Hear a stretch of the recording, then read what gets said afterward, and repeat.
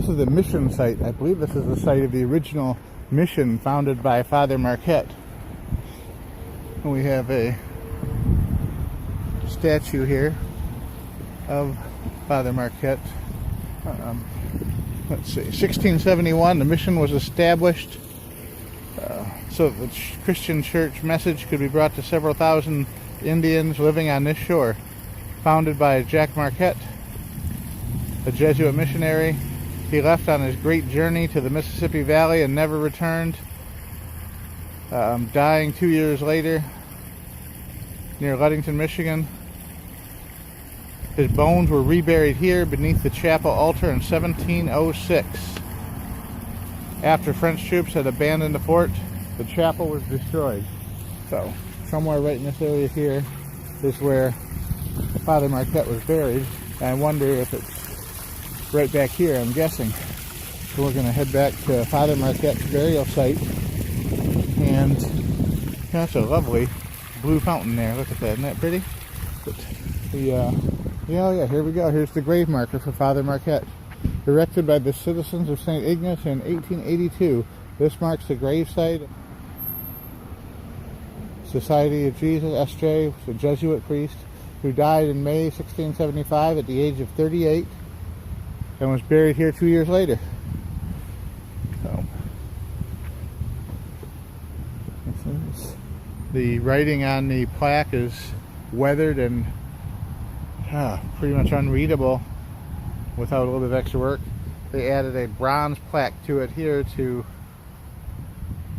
make it easier for people to read the details on. And there's the carved monument, which was added, what, in 1882? This is typical for a grave marker from the late 1800s. The final resting place of Father Marquette.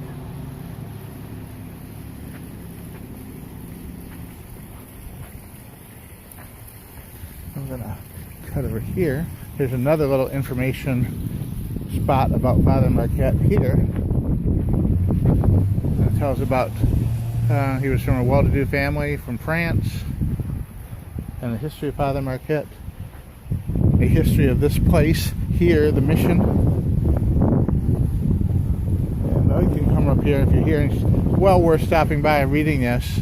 A sample of what a longhouse would look like from the Native American settlement.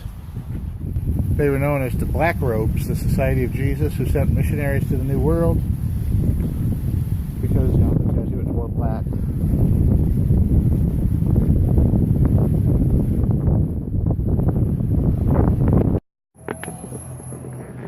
We're here touring the Native American Museum in St. Ignace, and this is on Main Street, operated by the City of St. Ignace, and it's had extensive remodeling and renovation of exhibits over the past year, and this is my first time here. I'm really excited to check it out. There's native art down here. And it looks like they've done a really good job here to offer authentic representations of Native American culture and to have interactive displays. Oh, look at this. Kids can carve or color different pictures of Native American animals. There's turtles and rabbits and bears and loons. Alright, and then we've got some interactive displays here for the kids. And now we're going to move over here to some ceremonial type exhibits. A buffalo medicine stick, Native American baskets, and some more representations of Native American baskets. I'm pretty sure these are all reproductions here for the most part, but it's still fascinating to see this. Oh, but here's some. Oh, look at this. Some bone tools, shapers and scrapers made out of flint and calcite. Some antlers that were used as tools. Some clay pipes. Oh, an axe head. Looks like a bronze axe head. And some stone ones down there. Let's see if we can get some better detail here.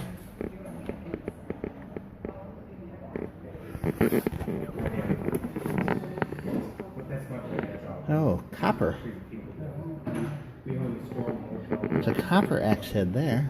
The UP has extensive copper mines. Some of the richest copper deposits in the country are here in the UP.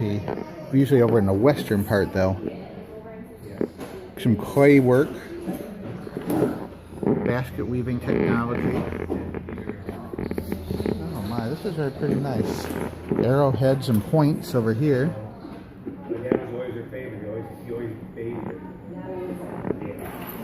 Jewelry. Medicinal plants. Thank you.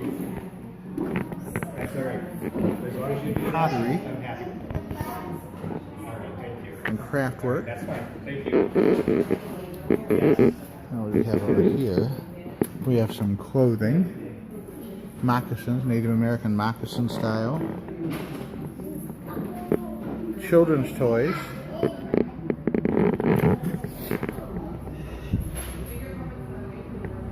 Game pieces.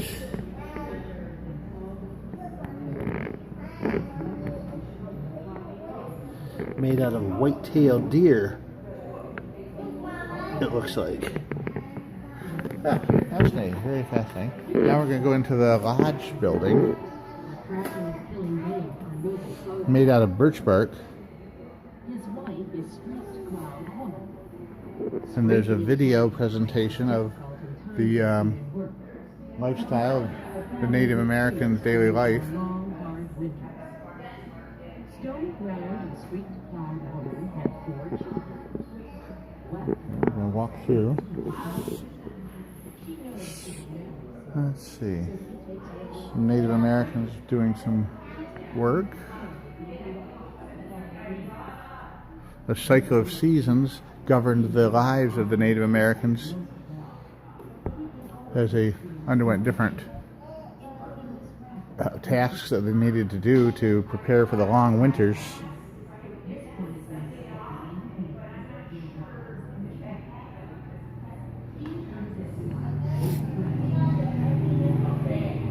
And these representations show people engaged in the activities they would have participated in to get by up here back in the time.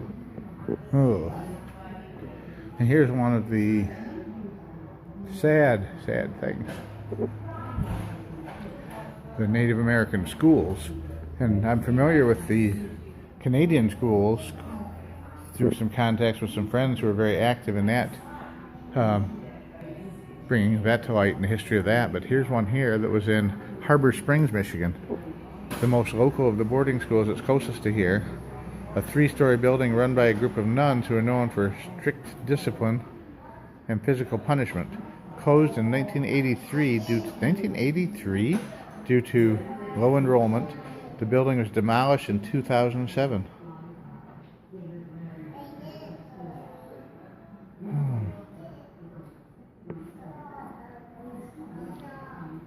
These children were often taken from their families forcibly. Some were taken voluntarily because people were poor and couldn't afford to take care of their children, but many were taken voluntarily. They had traditional American haircuts, they were given American English-style clothing, and they were expected to speak only in English. Over 100,000 children were forced into government boarding schools in an effort to remove their culture and Americanize them. Separated from their family members, stripped of their traditional clothing, and sent here to be indoctrinated into the ways of being civilized. Many children never came back.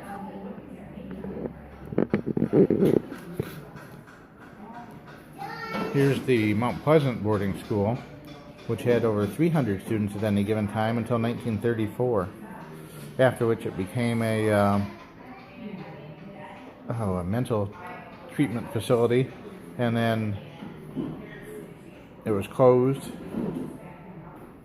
and given back to the Chippewa Indian tribe in Mount Pleasant. The first federally funded boarding school was in Pennsylvania, founded by Henry Pratt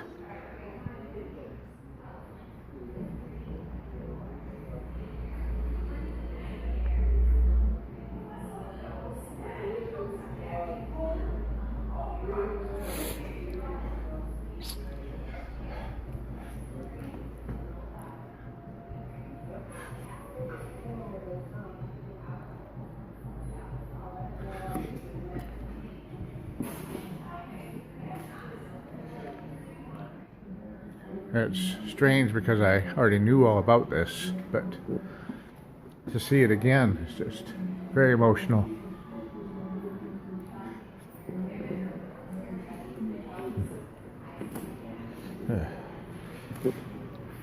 Here it shows the St. Ignace in the Straits area as a local meeting point of the different Native American groups throughout the Great Lakes area. And they said that several thousand Native Americans lived in close proximity to the Straits of Mackinac.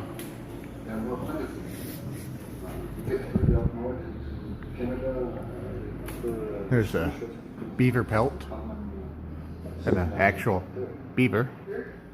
A 300-year-old wine bottle. Look at that. Found just south of this building during an archaeological excavation in 1972. Isn't that something? That's amazing.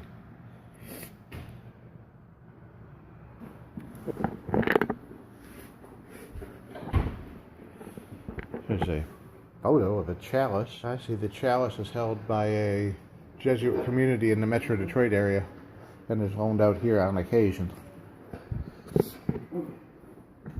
Some Jesuit artifacts, including their priest rings and crosses.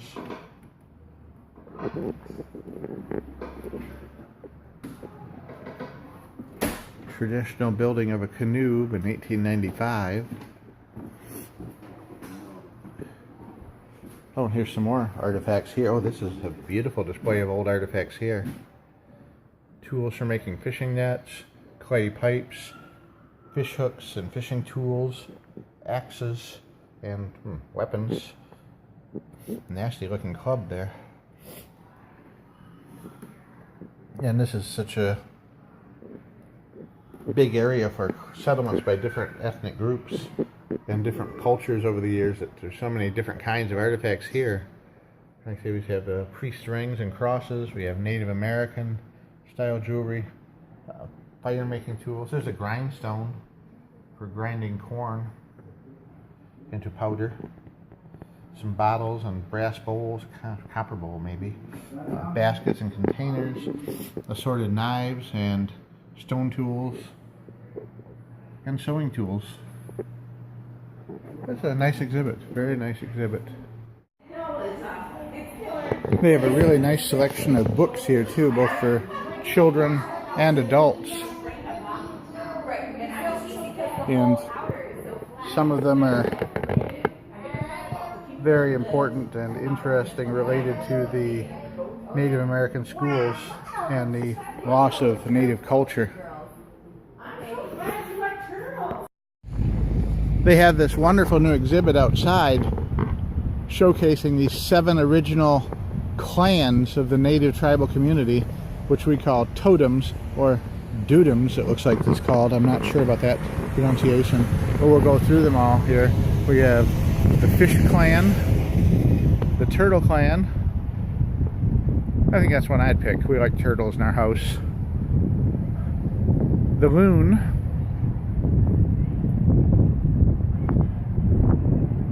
the Bird, and specifically the Eagle,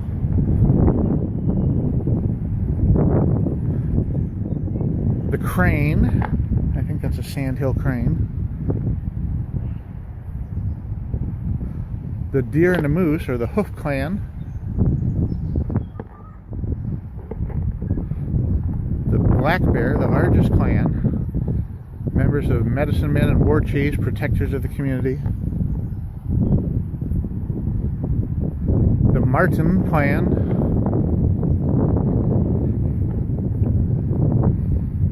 All people with different places inside of the community. Alright, here we are. We can see the remnants back here, possibly of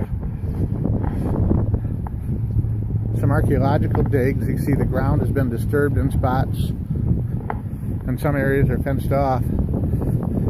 Here's a Anishinaabe fisherman modern art installation. Very nice, very nice. And another representation of a drying rack for drying fish and meats. Now we're going to go into a longhouse, which would be a representation of a community of these longhouses in a large settlement like this, there might be 10 or 20 of these gathered together, and you'd have, I think they said, 4 to 6 families sharing one of these spaces.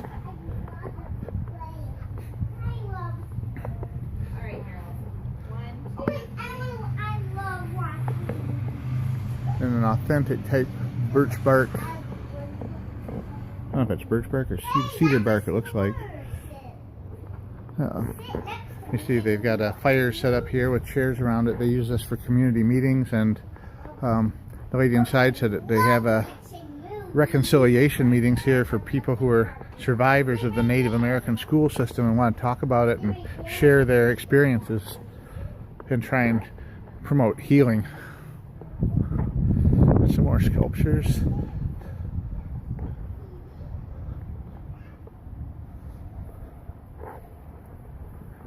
And of course the teepee exhibit that most people recognize from the movies as a Native American type structure. I'm going to put a link here to some YouTube information about Susie Kicknessway Jones and her experience at Shingwalk Indian School in Sault Ste. Marie, Ontario. These happened all across the country of Canada and the United States, and it's important that people know about the history and the sadness behind these events that happened not so long ago. Please take the time to watch and learn about this.